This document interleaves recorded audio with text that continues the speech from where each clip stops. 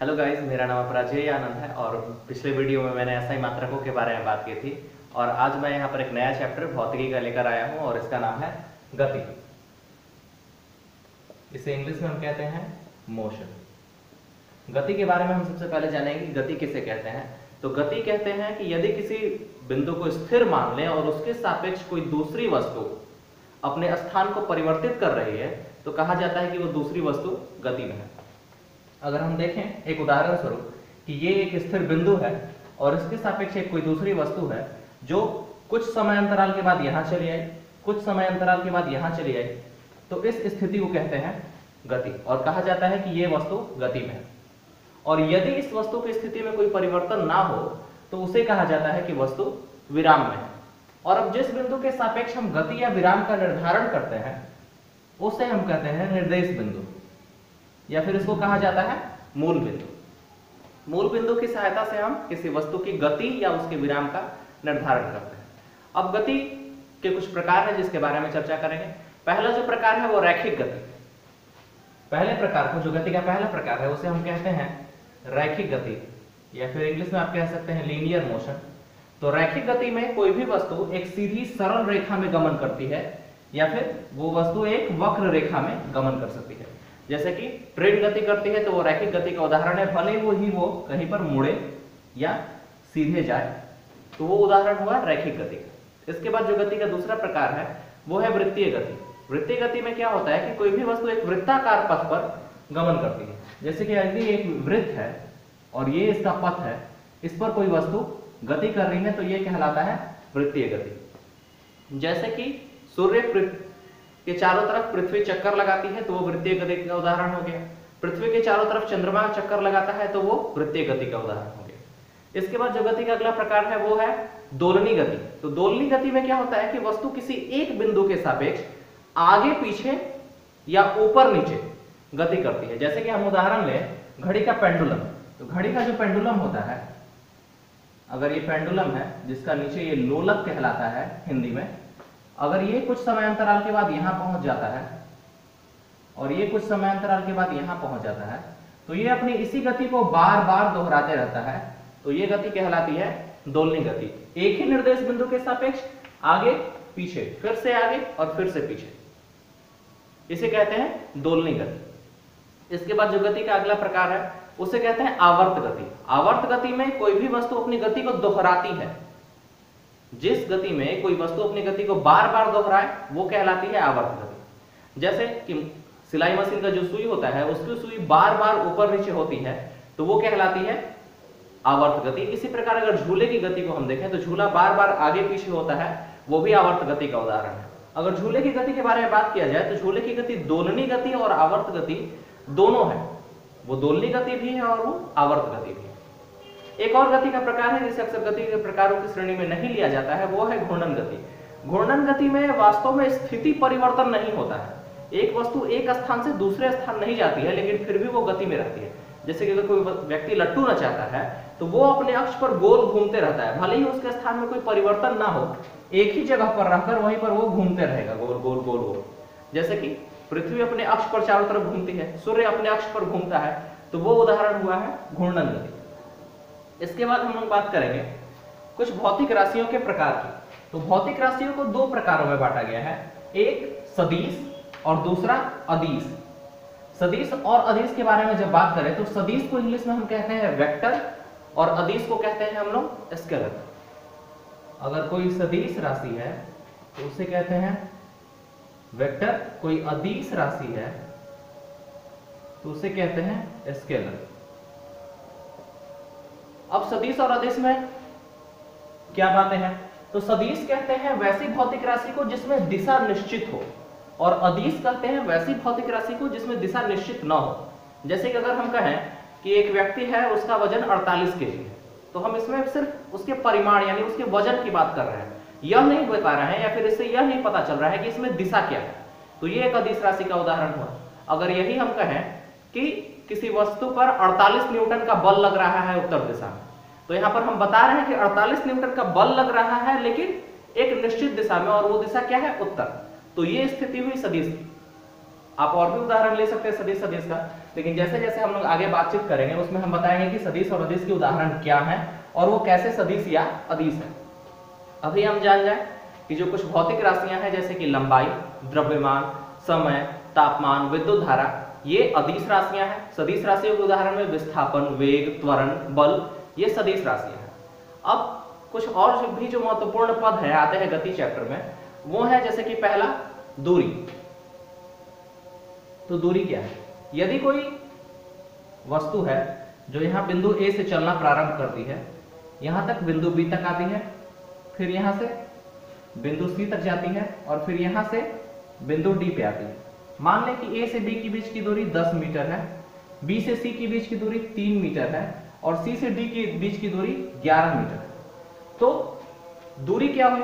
तो दूरी की परिभाषा की अगर बात करें तो दूरी की परिभाषा है तय की गई कुल लंबाई को दूरी कहते हैं। तो लंबाई कितनी तय की हमने लंबाई तय की 10 मीटर, फिर से 3 मीटर और फिर से 11 मीटर, यानी कि दूरी हुई हमारी 10 metre plus 3 metre plus 11 metre, यानी कि 24 मीटर दूरी हमने तय की 24 मीटर की। लेकिन जब बात करें विस्थापन की, तो विस्थापन कहते हैं दो बिंदुओं के बीच की न्यूनतम दूरी। अगर दो बिंदुओं के बीच की जो न्यूनतम दूरी तय की जाए या फिर जो न्यूनतम दूरी हो, वो कहलाता है विस्थापन। यदि कोई एक वस्तु है वो पहले इस दिशा में गई जो कि 17 मीटर की दूरी पर था और फिर वहां से इस दिशा में आई जो कि 15 मीटर की दूरी पर था, तो उसकी तय की गई कुल दूरी कितनी हुई? 32 मीटर। लेकिन जब विस्थापन की बात करें तो इस बिंदु से इस बिंदु तक गए और यहां से यहां आए, तो आपकी दिशा निश्चित नहीं थी। आप पहले इस दिशा में गए, अगर इसे मानचित्र पर देखें तो ये कौन सी दिशा है? मानचित्र पर जब दिशा का निर्धारण किया जाता है तो मानचित्र पर दिशाएं दी जाती हैं ऊपर की ओर नॉर्थ यानी कि उत्तर, इधर ईस्ट यानी कि पूर्व, नीचे साउथ यानी कि दक्षिण और इधर वेस्ट यानी कि पश्चिम।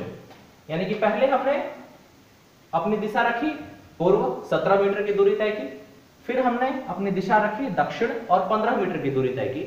इसमें आपको दो बार दिशा में परिवर्तन हुआ, एक बार यहां पूर्व दिशा में और फिर एक बार यहां दक्षिण दिशा में। तो दिशा में परिवर्तन हुआ यानी कि दिशा निश्चित नहीं थी। इससे यह पता चला कि दूरी क्या है? अदिश राशि है। लेकिन विस्थापन के बारे में बात करें तो दो बिंदुओं के बीच की न्यूनतम दूरी विस्थापन कहलाती है। तो यहां से यहां के बीच की न्यूनतम दूरी विस्थापन है। अगर यहां से यहां की दिशा देखें तो ये दिशा कौन सी हुई? ये दिशा हुई साउथ ईस्ट। साउथ ईस्ट यानी कि दक्षिण पूर्व दिशा में, यानी कि इसकी दिशा निश्चित रखी गई, तो ये विस्थापन हुआ। और विस्थापन कितना हुआ तो आप इसे एक संपूर्ण त्रिभुज के पाइथागोरस प्रमेय पर निकाल सकते हैं और आपका जो मान आएगा आप उसे लिख सकते हैं,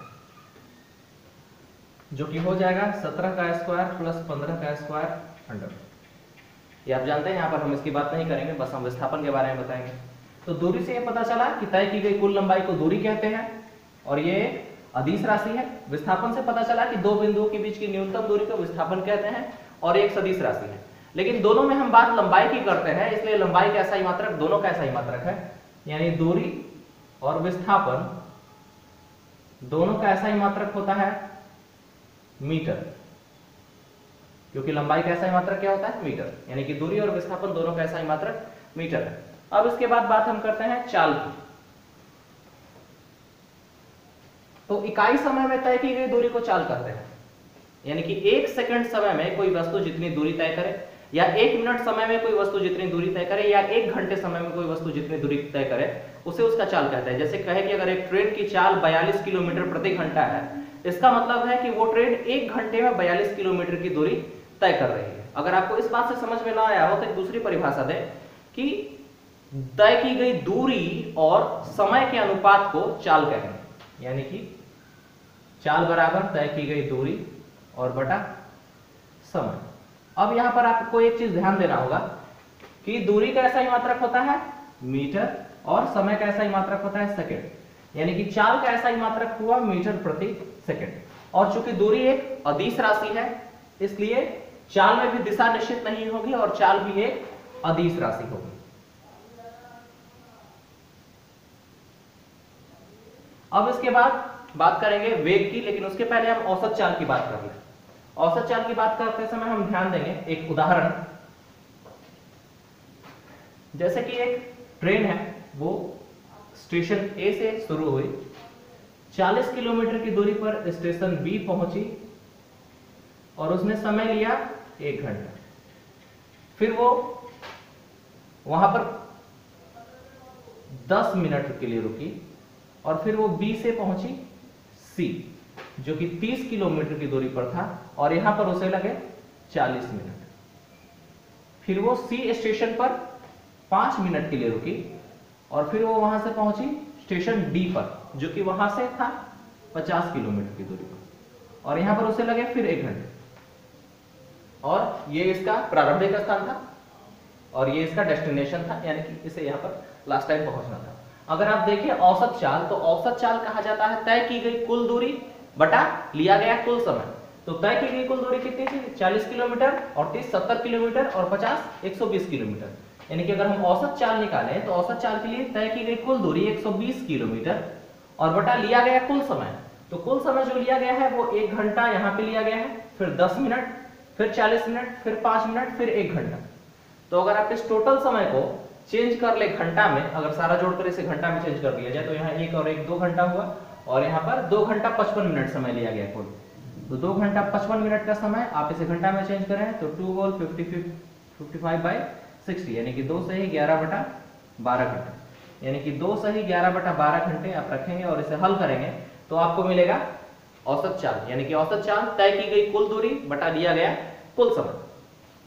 अब इसके बाद बात करेंगे हम लोग वेग की।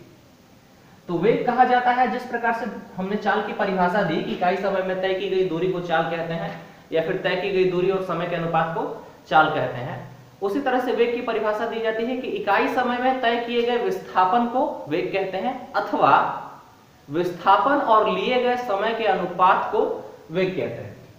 यानी कि किसी वस्तु का विस्थापन जितना है वो विस्थापन और बटा समय कहलाता है किसी वस्तु का वेग। वेग को अंग्रेजी में हम कहते हैं वेलोसिटी, इसलिए इसका संकेत होता है v, इसका संकेत हुआ v। जिस प्रकार से हमने चाल का SI मात्रक निकाला था मीटर प्रति सेकंड, उसी प्रकार से विस्थापन चूंकि तय की गई लंबाई है और इसका SI मात्रक मीटर होता है, तो इसका SI मात्रक मीटर और समय का SI मात्रक सेकंड, यानी कि इसका भी SI मात्रक हुआ मीटर प्रति सेकंड। लेकिन हम जानते हैं कि जो विस्थापन है वो सदिश राशि है, इसमें दिशा निश्चित होती है, इसी वजह से वेग भी एक सदिश राशि है। तो वेग एक सदिश राशि है, इकाई समय में तय की गई दूरी, तय किए गए विस्थापन को हम कहते हैं वेग, और वेग का SI मात्रक होता है मीटर प्रति सेकंड।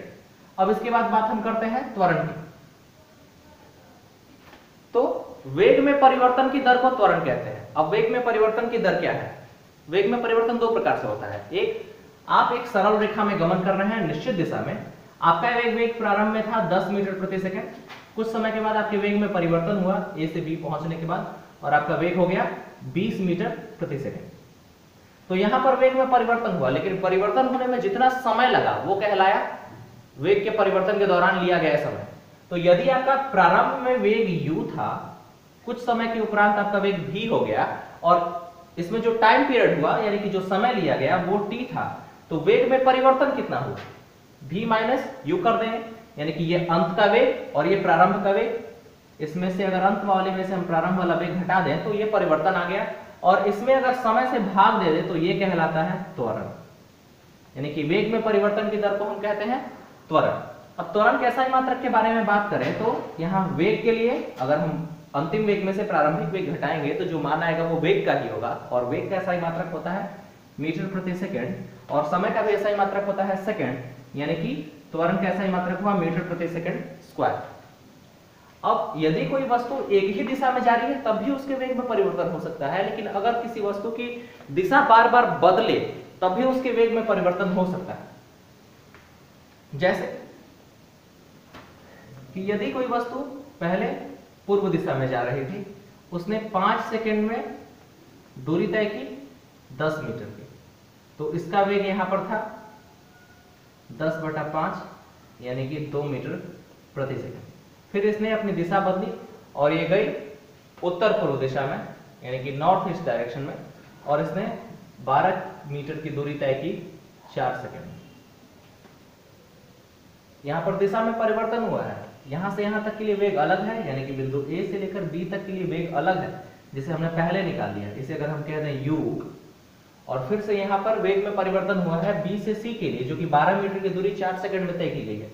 तो ये वेग हुआ v, जो कि हुआ 12/4 यानी कि 3 मीटर प्रति सेकंड। तो वेग में परिवर्तन की दर के बारे में बात करें तो यहां पर से a से b एक अलग वेग u, b से c एक अलग वेग v, तो यहां से भी वेग के परिवर्तन की दर निकाली जाती है, चाहे आपकी दिशा बदल ही गई क्यों ना हो। अगर आप एक सरल रेखा में गमन कर रहे हैं तब भी आपके वेग में परिवर्तन हो सकता है। अगर आपकी दिशा बदली तो ज्यों ही दिशा बदली आपका वेग परिवर्तित हो गया, क्योंकि वो विस्थापन एक बिंदु से दूसरे बिंदु तक के लिए था। अगर हम इसको पूरा कंटिन्यू देखें तो ये विस्थापन नहीं होता, यहां से यहां विस्थापन होता, यानी कि यहां से तक जाने के बाद विस्थापन खत्म, फिर से एक नया विस्थापन प्रारंभ b से c के लिए। इसलिए दोनों बिंदु पर वेग में परिवर्तन हुआ, b तक आने के बाद वेग आपका बदल गया।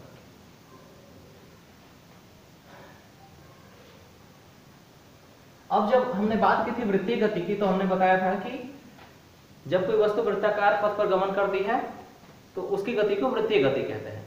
अब वृत्तीय गति के लिए जो वेग निर्धारित किया जाता है वो कहलाता है कोणीय वेग। कोणीय वेग आप नाम से समझ गए होंगे, इसमें कोण का जिक्र आने वाला है। तो यदि कोई वस्तु है वो वृत्तीय पथ के केंद्र से एक मिलाने वाली रेखा अगर खींचे, ये वस्तु अभी बिंदु A पर है, कुछ देर के बाद ये वस्तु बिंदु B पर पहुंची, केंद्र से मिलाने के लिए एक रेखा खींच दी है। ये रेखा जितने कोण को तय करेगी और जितने समय में तय करेगी, तो कोणीय दूरी और समय का अनुपात कहलाता है कोणीय वेग। यानी कि कोणीय वेग अगर निकालना हो तो कोणीय वेग होगा कोणीय दूरी जो कि थीटा में तय की गई और बटा समय।